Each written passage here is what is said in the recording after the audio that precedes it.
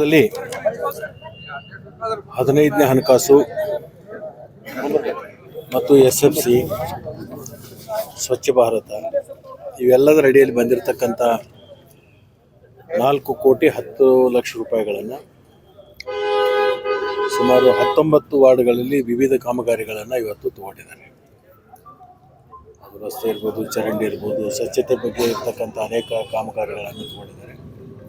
ಇವತ್ತು ಪುರಸಭೆ ಅಧ್ಯಕ್ಷರು, ಉಪಾಧ್ಯಕ್ಷರು ಮತ್ತು 27 ಜನ ಸದಸ್ಯರು ಸೇರಿಕೊಂಡು ಈ ಕಾಮಗಾರಿಗೆ ನಾವು ಚಾಲನೆಯನ್ನು ಕೊಟ್ಟಿದ್ದೀವಿ. ನಾಳೆ ಬೆಳಗಾವಿ ಅಧಿವೇಶನ ಸಂದರ್ಭದಲ್ಲಿ ಈ ಜೋಡಕೆರೆ ಅಭಿವೃದ್ಧಿಯ ಒಂದು ಟೆಂಡರ್ಗೆ ಅನುಮೋದನೆಯನ್ನು ಪಡ್ಕೋಬೇಕಾಗಿದೆ. ಸುಮಾರು 35 ಕೋಟಿ ರೂಪಾಯಿದಲ್ಲಿ ಆಗುತ್ತೆ. ಒಂದು 25 ಕೋಟಿ ರೂಪಾಯಿ ಶಾಸಕರಿಗೆ ವಿಶೇಷ ಅನುದಾನವನ್ನು ಕೊಟ್ಟಿರ್ತಕ್ಕಂಥದ್ರಲ್ಲಿ 25 ಕೋಟಿ ರೂಪಾಯಿಯನ್ನು ಅಥಣಿ ಪಟ್ಟಣದ ಜೋಡಕೆರೆ ಅಭಿವೃದ್ಧಿ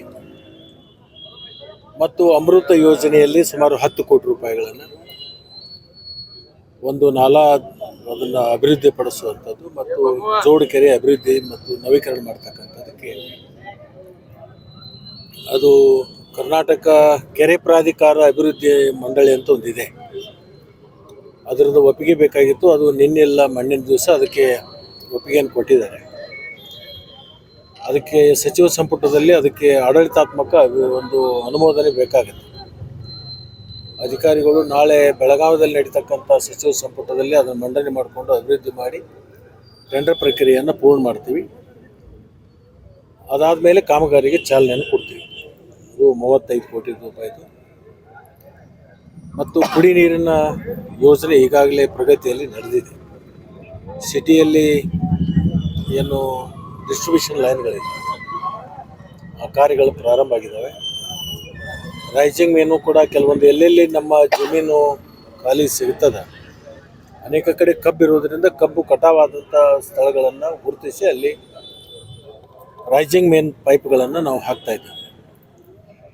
ನದಿ ಸ್ವಲ್ಪ ಕೆಳಗಿಳಿದ ಮೇಲೆ ಪಂಪೋಸದ ಕೆಲಸ ಪ್ರಾರಂಭ ಆಗುತ್ತೆ. ಇದು ಅಥಣಿ ಪಟ್ಟಣಕ್ಕೆ ಸಂಬಂಧಪಟ್ಟದ್ದು. ಆಮೇಲೆ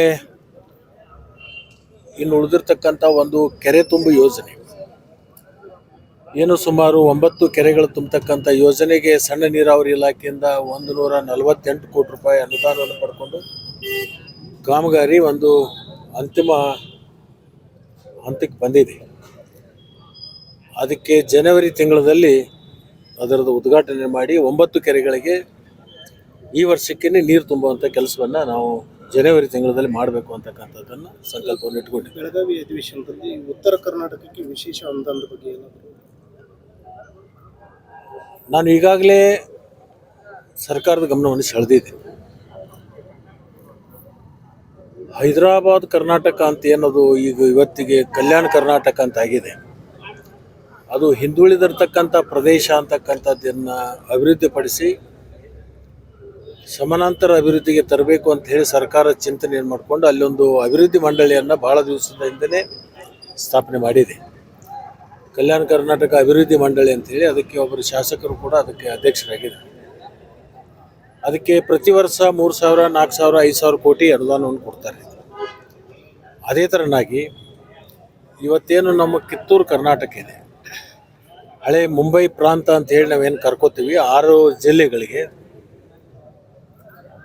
ಒಂದು ಕಲ್ಯಾಣ ಕರ್ನಾಟಕ ಅಂತಕ್ಕಂಥದ್ದು ಅಲ್ಲಿ ಮಾಡಿದ್ದಾರೆ. ಇಲ್ಲಿನೂ ಕೂಡ ಕಿತ್ತೂರು ಕರ್ನಾಟಕ ಅಭಿವೃದ್ಧಿ ಪ್ರಾಧಿಕಾರವನ್ನು ಸ್ಥಾಪನೆ ಮಾಡಿ ಒಂದು ವರ್ಷಕ್ಕೆ ಪ್ರಾರಂಭದಲ್ಲಿ 1,000, 3,000 ಕೋಟಿ ವಿಶೇಷ ಅನುದಾನವನ್ನು ಕೊಟ್ಟರೆ, ಇವತ್ತೇನು ದಕ್ಷಿಣ ಮತ್ತು ಉತ್ತರ ಅಂತಕ್ಕಂಥದ್ದು ಒಂದು ಸ್ವಲ್ಪ ನಮ್ಮಲ್ಲಿ ವ್ಯತ್ಯಾಸಗಳು ಕಾಣ್ತಾ ಇದ್ದಾವೆ.